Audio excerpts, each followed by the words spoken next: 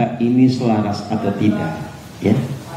Kita bisa menggunakan semua instrumen kecerdasan yang kita miliki, ya, baik itu instrumen kecerdasan yang empirik maupun yang metafisik. Jadi kalau yang empirik itu kita menggunakan semua sense kita, kemudian dianalisa dengan otak, ya.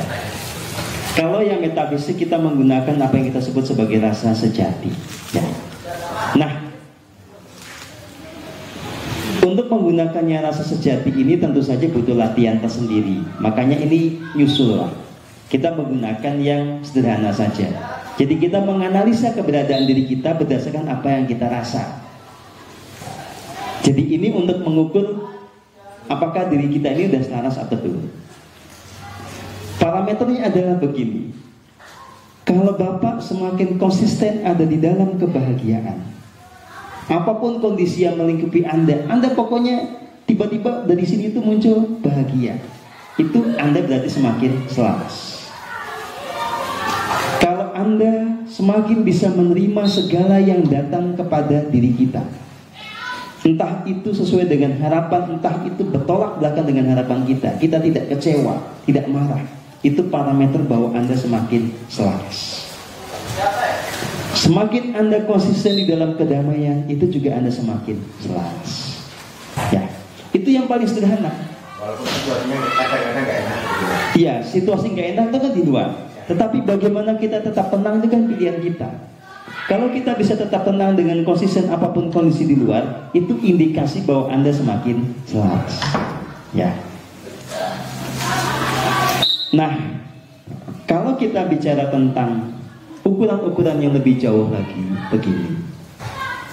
Kalau lewat pelaku spiritual ini, hubungan Anda dengan banyak orang yang memang itu di lingkaran dekat Anda, misalnya kayak pasangan, anak, makin harmoni, itu indikasi laku spiritualnya benar. Kalau mereka makin merasa damai dengan keberadaan kita, nanti benar. Kalau kita semakin bisa mengatasi semua masalah yang ada, mulai dari masalah kesehatan hingga masalah finansial, ya, itu berarti kita sudah on the track. Ya.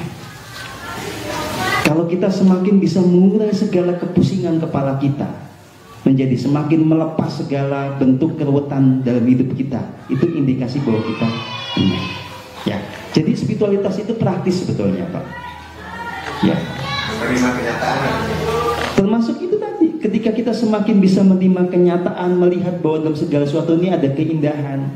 Bahkan ketika ada peristiwa yang pahit pun, oh kita tahu ini pasti ada rancangan agung di sini. Kita menangkap yang disebut sebagai hikmah tersembunyi. Nah itu tanda spiritual. Gitu, ya. Nah, kalau untuk ke orang lain, memang yang paling perlu untuk diasah adalah rasa sejati tadi. Ya, kita merasakan vibrasinya orang itu.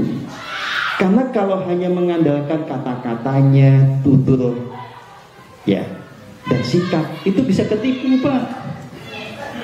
Ya, banyak orang yang kalau ngomong sopan santun, gitu ya, lemah lembut, padahal hatinya iblis. Banyak.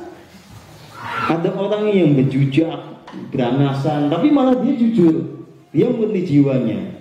Jadi kalau hanya menggunakan itu nggak bisa, Pak, nggak cukup. Jadi kita harus melampaui yang bisa dilihat oleh mata lahiriah, didengar oleh telinga lahiriah. Di balik itu apa? Makanya pakai rasa sejati. Nah, sejati mainnya vibrasi, ya. Gitu. Terima kasih.